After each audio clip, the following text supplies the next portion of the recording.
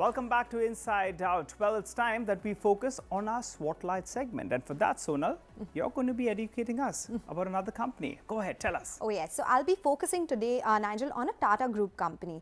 And this is a company about which we do not speak much, but has an interesting business. Nelco is the company that I'm talking about. It is a satellite communication or VSAT service provider. So that takes me to what exactly this technology is. Now, it is used for data transmission. VSAT satellite technology uses a type of antenna that receives and transmits data to ensure communication in remote areas. Now, you can see it on your screen. It is basically to avoid physical fiber or plastic cable used for communication. VSAT is a small-sized Earth station which uses signals over a satellite communication and sends data, voice, video signals, but does not include broadcast television. The sectors it is used in is marine, mining and oil and gas. And these are some of the sectors that Nelco caters to as well. Some of them, namely maritime, oil, energy and gas, enterprise, renewable energy and bank ATM. Let me explain you with some examples. Now, in maritime, commercial vehicles, they require high-speed connections for business-related information such as ERP, email, video conferencing, extending facility to passengers on board as well with high-speed broadband internet, monitoring vital parameters towards ship safety and for planning maintenance activities.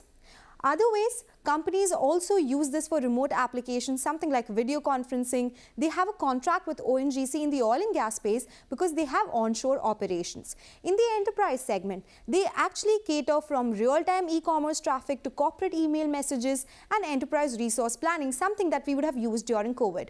The other two sectors that I mentioned earlier are renewable energy and bank ATM as well.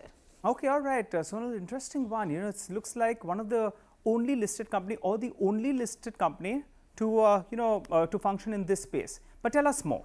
What about financials, the revenue streams as well for the company? Give us further insights. Okay, so let's talk about the revenue streams. The company receives fee or consideration for transfer of services. That's the main business. And second is the revenue that they receive from bandwidth services that is provided over the period of time, where it is received and consumed simultaneously by the customers. And accordingly, revenue is recognized over the period of their performance. Companies' revenues, they have largely been in the range of 190 to say around 260 crore rupees in past few years. But when it comes to margins, 22.7% is what they did in FY20, but since then they have been declining. 18.5%, that is the level we saw in Q1 of FY23. Profits also range bound anywhere between 12 to 20 crores. So yes, not very promising when it comes to the company on the earnings front. But company has decent market share in this space, 27% in the installed base of VSATs and 30% in terms of industry revenues. Sonal, I want to know a little bit more about this margin decline as well as revenues. And in terms of the outlook, what kind of triggers do they have in place from here on? Okay, so let's talk about margins because that has been a point of worry. Company recently told us that they had incurred a one-time expense for improving infra, which led to dip in margins. And also, rupee depreciation is not all that great. It impacted their margins, maybe because in their annual report they mentioned that 25 to 30% of the components for VSATs come in from local sources like antenna and cable. So rest looks like are imported. Additionally, revenues were under pressure due to delay in execution of contracts, leading to deferment of revenue. So maybe revenues will see higher growth from here on. And they have guided for a 20% margin FY23. But again, earlier they had guided for a 21% margin and they could not achieve that. So execution here for the company really remains the key. Okay, Sonal, so execution and guidance, they are the key aspects from here on. But Sonal, what will ensure growth from here on? And also if you could tell us what kind of risk to these growth targets be? Keep in mind the stock is down about 30% from the 52-week high. So what is the street already factoring in? Okay, so let me talk about what the company has spoken about in the past. Opportunity in maritime communications, which could be a 500 crore opportunity in 4 to 5 years.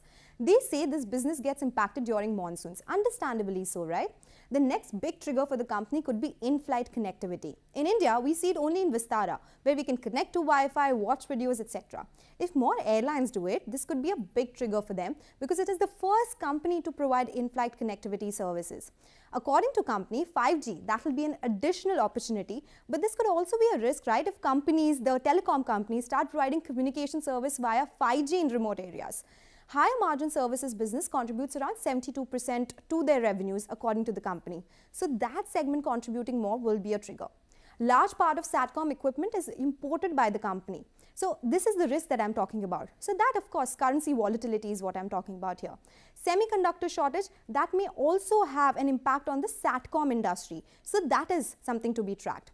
Now let's talk about valuations. On trailing basis, stock is very expensive, 140 times FY22 earnings. So company needs to deliver on promised growth. However, dividend payout, that has been decent, ranging between 15 to 26% in last 4 years. So that bodes well definitely for the investor. Well, thanks a lot for that, Sonal. That was some good insights coming in on a niche company, that's Nelco. But on that note, though, we have completely run out of time on this episode of Inside Out.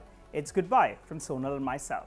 But do write to us and tell us the companies you want us to discuss and you want to hear about, and we'll feature these on our show. Thanks a lot for watching us today.